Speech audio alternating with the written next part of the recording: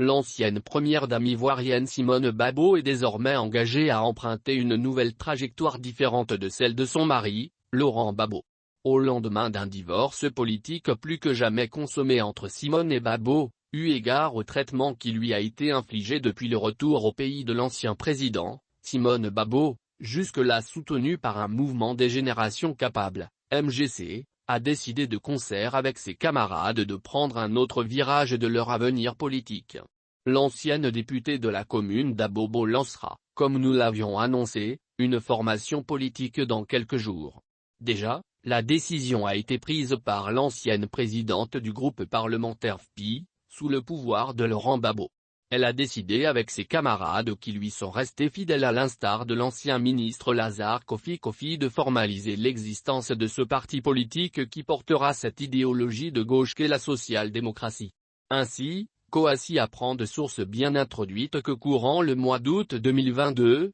Simone Gbagbo va lancer cette nouvelle formation politique. Les dates retenues selon les informations en notre possession, seraient les 19 et 20 août 2022, où plus de 4000 personnes ainsi que 1500 délégations de la Côte d'Ivoire et de l'étranger viendront porter sur les fonds baptismaux ce parti politique en naissance. Simone Gbagbo, qui avait annoncé lors d'une de ses interventions que son combat politique serait désormais porté par ce mouvement qu'est le MGC, va-t-elle le muer en parti politique? Cette probabilité est sur la table et est en passe d'être adoptée, mais il faut attendre dans quelques jours pour être situé. En tout cas, les textes du nouveau parti sont presque prêts et le travail scientifique et des différentes commissions se poursuit pour que les 19 et 20 août 2022, le monde entier découvre cette nouvelle facette de Simone, confie l'un des proches de l'ancienne première dame ivoirienne. Lors d'une de ses sorties, le samedi 11 juin 2022 dans la localité d'Adzopé, Simone Gbagbo, en prélude de la naissance de cette nouvelle formation politique,